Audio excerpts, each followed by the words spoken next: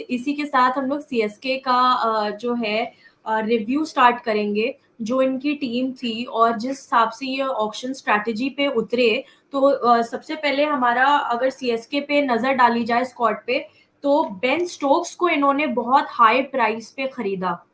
अब की बार Ben Stokes के पीछे ये ऑलमोस्ट इन्होंने 16 करोड़ 25 लाख की लागत लगाई है बेन स्टोक्स के पीछे।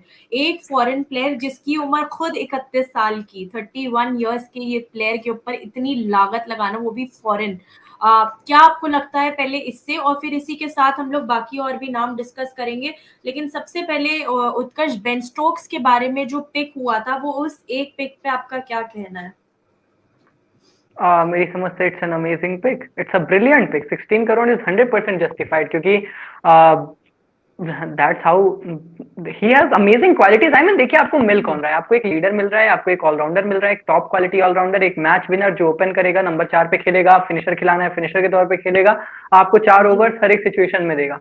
आपको वो पावर प्ले में भी आप चाहो तो ओवर्स निकलवा सकते हो, या फिर मिडिल ओवर्स के फेज में स्पेशली ही कैन बोल। एंड उनके पास वैरायटी है, वेरिएशंस है, उनके पास स्लोअर वंस है, उनके पास अच्छी गति भी है। So he has got everything that a team needs. And most important thing is that they have got an excellent leader. मुझे जो लगता है, जो सबसे बड़ा पॉजिटिव है, वो यही है कि उनको एक बहुत तगड़ा लीडर मिल चुका है। एंड जी। Allrounder, amazing quality. मैं बिल्कुल संतुष्ट हूँ। मुझे लगता है it's a fantastic pick. Sam Curran would have been more better, लेकिन टीम सैम करन के पीछे भाग रही थी, आप उसको ब्लेम नहीं कर सकते, क्योंकि सीएसके भाग रही थी। बट एट द हाँ, एंड और ऑफ द डे, साउथ के अगर पास उनके भी पास लोगों पर की आ जाती है। एग्जैक्टली वो, अब उनको ये था, उनको पता था कि भाई पंजाब या हैदराबाद हमें लेने नहीं देंगे, फिर भी वो अपनी लिमिट तक भागे। तो I have no complaints for that thing. मुझे लगता है कि हाँ, सैम करन ज्यादा बेहतर ऑप्शन होते, पर नहीं मिले। ऐसा नहीं कि टीम भागी नहीं। और उसके बाद Ben Stokes was the ultimate option, और वो बहुत बेहतरीन साइनिंग है, बहुत बेहतरीन मतलब एंट्री है टीम में। जी। और इसी के साथ उत्कर्ष, जो बाकी इन्होंने नाम थोड़े पिकअप किए उसमें भी नजर डाल लेते हैं। एक नाम इन्होंने लिया, काफी पुरानी ये खिलाड़ी, तजुर्बेदार अजिंक्य रहाणे को इन्होंने लिया अपने बेस प्राइस पे, 50 लाख रुपए में इन्होंने बेस प्राइस पे इनको लिया। शेख राशिद जुड़े इनके साथ, निशांत सिद्धू जुड़े, काइली जेमसन एक और ओवरसीज स्लॉट इन्होंने भरा। एक कहीं ना कहीं इन्होंने पेस ऐड करी ओवरसीज स्लॉट भर के यहाँ पे। आज यहाँ पे इनके साथ मनवाल जी के भी साथ गए हैं, 20 लाख में इन्होंने खरीदा है। यंग एक कहीं ना कहीं टच दिया है, और भगत वर्मा को भी इन्होंने अपनी टीम में शामिल किया। इनमें से यंग गन्स भी जुड़े हैं, ऑफ कोर्स तजुर्बेदार लोग भी जुड़े हैं, चाहे बेन स्टोक्स के बारे में बात करें, चाहे जेमसन के बारे में बात करें, और फिर ऑफ कोर्स अजिंक्य रहाणे तो एक बहुत ही एक्सपीरियंस्ड प्लेयर है अपने इंडिया के। तो इनमें सबसे अच्छा पिकअप, आपने बेन स्टोक्स का ऑफ कोर्स नाम लिया, लेकिन यंग गन्स में देखा जाए तो सबसे अच्छा पिकअप क्या रहा? और अजिंक्य रहाणे पे हम लोग इसके बाद जाएंगे, लेकिन यंग गन्स में सबसे अच्छा पिकअप कौन सा रहा? यंग गन्स पे तो मैं बात करूंगा, लेकिन उसके पहले one have two point out the fact कि इस टीम को काइल जैमिसन मिले हैं इतने सस्ते दाम में।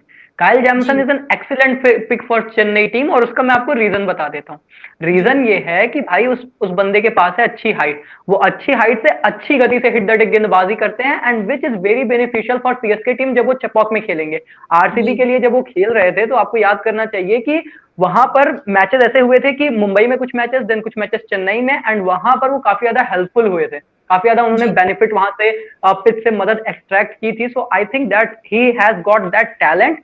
और स्टेफन फ्लेमिंग साहब उनके साथ जुड़े हुए हैं, उन्होंने बोला है कि भैया वो फिट हैं, वो तैयार हैं, और वो अच्छा करेंगे। So I think Kyle ji. Jamieson is an excellent choice. तो मुझे अगर इसमें से पिक करना होगा ना, तो मैं कहूंगा कि वो काइल जैमिसन है जो सबसे बेहतरीन चॉइस है। अंडररेटेड है, अभी टीम कंसीडर नहीं कर रही है, पर वो तंग करेंगे जब उन्हें मौका मिलेगा प्लेइंग 11। हाँ।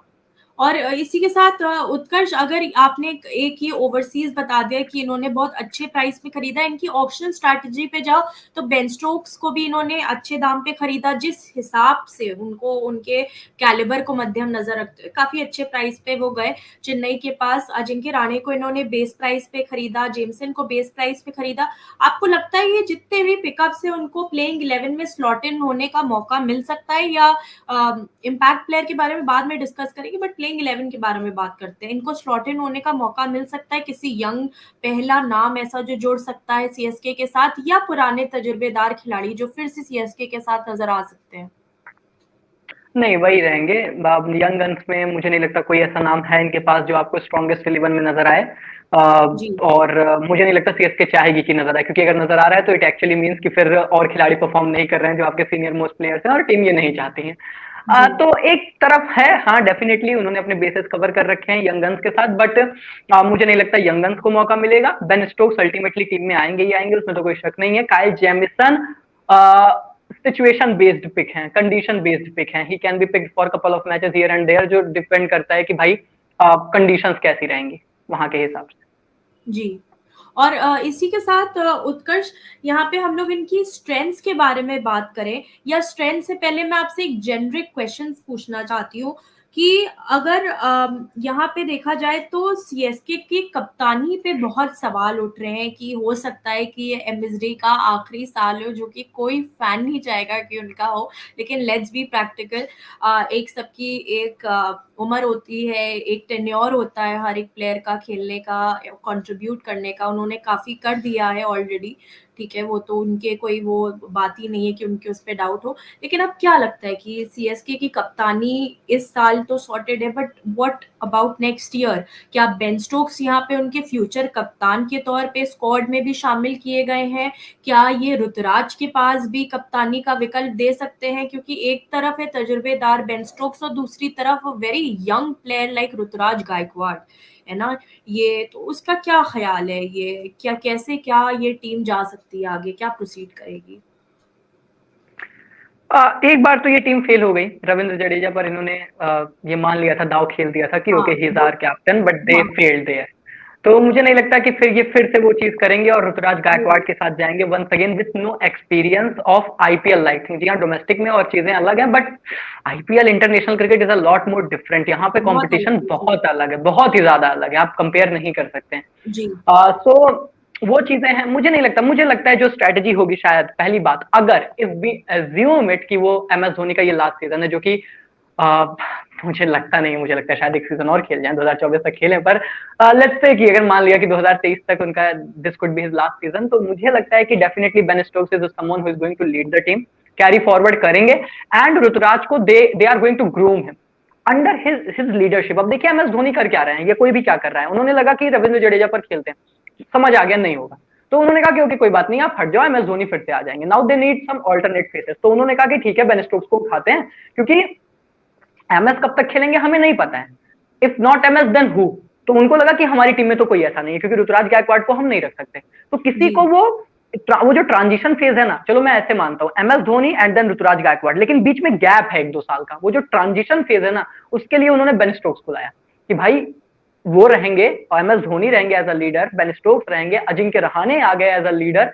अब इनके इर्द गिर्द we will groom Ruturaj Gaikwad, जो हम उनसे चाहते हैं, उन्हें जो बनाना चाहते हैं वो बनाएंगे।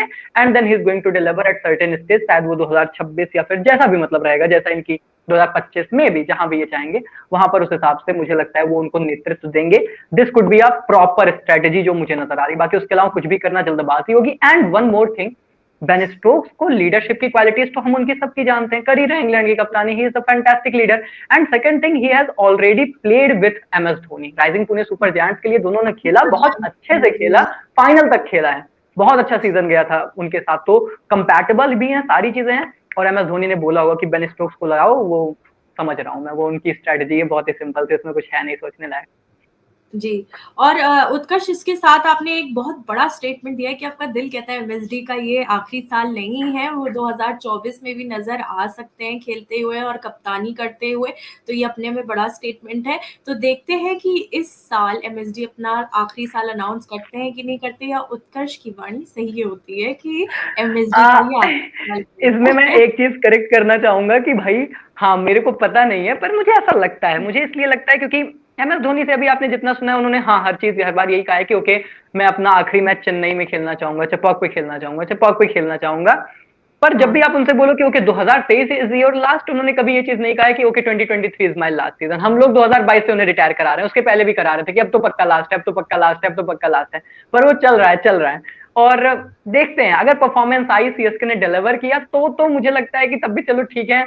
ये तो दो ही कंडीशंस हो सकती हैं, या तो सीएसके चैंपियन बन जाए तो वो रिटायरमेंट ले लेंगे, चेपॉक में फाइनल खेलो चैंपियन बन जाओ, ऐसा कुछ हो जाए, और या तो फिर हाँ बहुत ही खराब सीजन चला जाए, तो वो रिटायरमेंट ले लिया। अगर कुछ बीच बीच पर आना तो मुझे तो लगता है कंटिन्यू कर ही जाएंगे 2024 तक। हाँ, वेरी नाइस। तो फिर इसी के साथ उत्कर्ष, हम लोग अगर स्ट्रेंथ्स की बात करें, सीएसके की स्ट्रेंथ्स की बात करें, तो 2 से 3 इनकी स्ट्रेंथ्स यहाँ पे नजर आती हैं। एक तो हम लोग सबसे पहले इनके ऑलराउंडर्स के नाम अगर शामिल देखें, तो ऑलराउंडर्स में ये टीम काफी अच्छी बैकिंग के साथ गई है। चाहे हम लोग यहाँ पे मोइन अली का नाम लें, चाहे बेन स्टोक्स पे जो लागत लगी, चाहे ये काइल जेमसन पे जो इन्होंने लागत लगाई 1 करोड़ के आसपास, और चाहे रविंद्र जडेजा जो अपने इंडिया के सबसे one of the finest allrounders माने जाते हैं। तो आपको क्या लगता है कि इतनी अच्छी बैकिंग है ये ऑलराउंडर्स की टीम में, तो कहीं ना कहीं कितना मजबूत बना देती है ये बैटिंग डेप्थ को? CSK team has got one of the best allrounders. इस साल के आईपीएल के साथ सबसे बेस्ट ऑलराउंडर्स उनके पास हैं। आई मीन जिस टीम के पास बेन स्टोक्स, रविंद्र जडेजा, मोइन अली का कॉम्बिनेशन हो, then you have also got Shivam Dubey, Rajvardhan Hangargekar, then Kyle Jamieson. This is the perfect मतलब ट्रियो। और ये ट्रियो भी क्या, ये तो ट्रियो इंटू 3 मल्टीप्लाइड है, बहुत हार्ड है। तो कुल मिलाकर ये टीम बहुत मजबूत है अपने ऑलराउंडर्स के साथ। और ये तो मैंने इनकी स्ट्रेंथ में गिनाया था। मैंने जब इनकी जी। स्ट्रेंथ की बात की, मैंने कहा इनका टॉप 3 सबसे मजबूत। देन इनके ऑलराउंडर्स उससे भी ज्यादा मजबूत, बहुत मजबूत ऑलराउंडर्स हैं। सो उसमें कोई शक नहीं है, ये बहुत स्ट्रांग हैं अपने ऑलराउंडर यूनिट के साथ। अगर उन्होंने डिलीवर किया तो फिर ऑलराउंडर्स अकेले मैच जिताएंगे। जी। और उत्कर्ष, इसके साथ अगर आप बैटिंग डेप्थ देखो इन लोगों की, तो बैटिंग डेप्थ पे भी काफी नजर आती है, क्योंकि 7 नंबर तक की इनके पास बैटिंग है।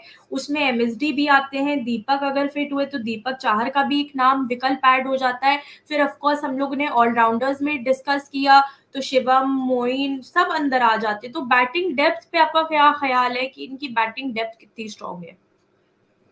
उनकी बैटिंग डेप्थ बहुत अच्छी है, और डिपेंड करेगा ना कि एमएस धोनी अपने आप को किस नंबर तक रखते हैं, कहां तक हो जाएंगे। क्योंकि हमने पिछले सीजन में देखा कि वो अपने आप को बहुत पीछे रखते थे। फिर किसी किसी जी। मैच में जिनको उसमें उन्हें पता हो कि okay he is going to deliver, तो वो आगे आ जाया करते थे खेलने को। और एक मैच मुझे याद है बड़ा अच्छा उन्होंने खेल के जिताया था, जहां पर काफी लोग कह रहे थे कि नहीं दूसरे बल्लेबाजों को आना चाहिए था। So that was the thing with MS. और वो अपने आप को थोड़ा सा पुश बैक करते हैं, वो और बल्लेबाजों को जाने देते हैं खेलने के लिए।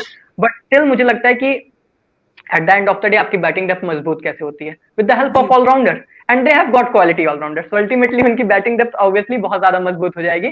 और है वो उनकी स्ट्रेंथ है। उनकी स्ट्रेंथ ही क्या है? उनकी स्ट्रेंथ है उनके ऑलराउंडर्स, उनके टॉप 3, उनकी batting depth. Amazing batting depth के साथ आएंगे। आई मीन आपको सोचिए, एमएस धोनी नंबर 7, नंबर 8 तक आते हैं कभी कभी। तो एक कई मर्तबा हमने पिछले सीजन में देखा अपने आपको इतना पुश बैक किया। तो किस लिए? क्योंकि उनको पता है कि उनके पास और अच्छे अच्छे बल्लेबाज हैं, ऑलराउंडर्स हैं।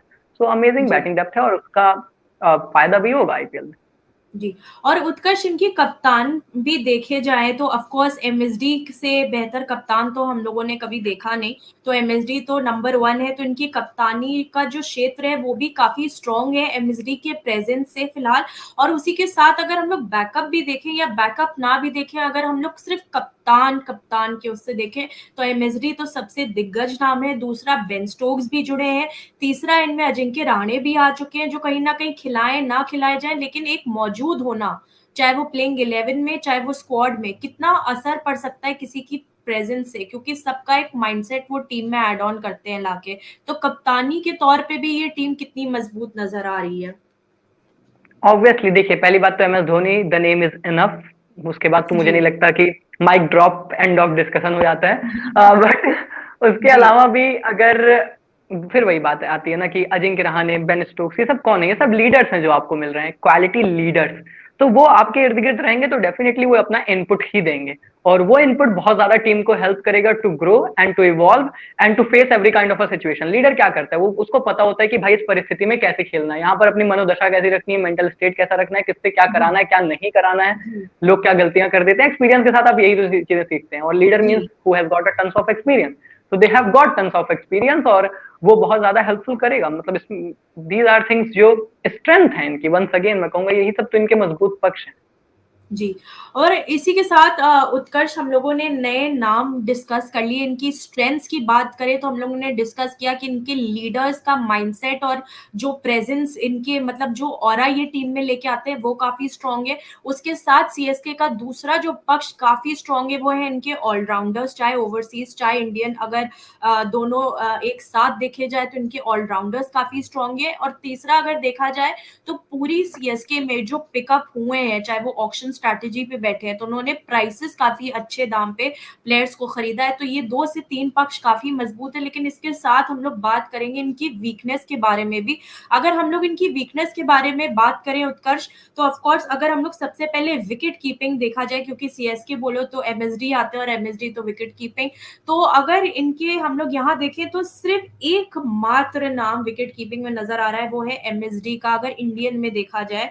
और फॉरेन स्लॉट्स इनके पास इतने हैं नहीं। अगर आप प्लेयर्स पे नजर डालो, ऑफ कोर्स डेविन कॉनवॉय भी विकेट कीपिंग का ऑप्शन देते हैं, लेकिन इंडियन नाम नहीं नजर आ रहा है। तो एक आपको लगता है कि एक ये कहीं ना कहीं कमी है कि विकेट कीपिंग में सिर्फ एमएसडी का नाम जुड़ा है यहाँ पे? डेफिनेटली आपने एन जगदीशन को जाने दिया, पहली बात तो उस पर बड़े सवाल थे कि क्यों जाने दिया। खैर जाने दिया तो फिर आपने किसी को खरीदा भी नहीं। जी। क्या दैट्स अ ट्रिकी थिंग, पर मुझे लगता है कि फिर टीम को पता है कि शायद डेवॉन कॉनवे को हम खिला रहे हैं। It's a part of the strategy. कोई टीम इतनी पागल नहीं हो सकती कि वो ये कहे कि एमएस धोनी खेलेंगे, नहीं खेलेंगे तो विकेट कीपर ही नहीं है टीम में। उन्हें भी पता है कि okay we have got Devon Conway, we are gonna play him, and occasional wicket keeper आपको मिल गया। Then do not forget they have got Ambati Rayudu as well, जिन्होंने अपने आप को as a wicket keeper batter register किया था आईपीएल ऑक्शन में, if I am not wrong. और अगर ये केस है तो Ambati Rayudu can also keep wickets. तो मुझे लगता है कि सॉर्टेड है। सॉर्टेड नहीं, मैं ये नहीं कहूंगा कि सॉर्टेड है, मैं ये कहूंगा कि okay they have got options जो चल सकते हैं।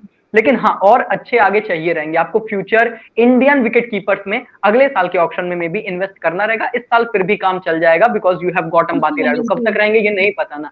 अंबाती रायडू चलो ठीक है, इंडियन बैकअप विकेट कीपर है आपके पास, occasional backup wicket keeper, but उनकी फॉर्म क्या प्लेइंग 11 में जगह बना पाएंगे, क्योंकि शिवम दुबे और उनमें अब टफ कंपटीशन होगा बेन स्टोक्स के आने की वजह से।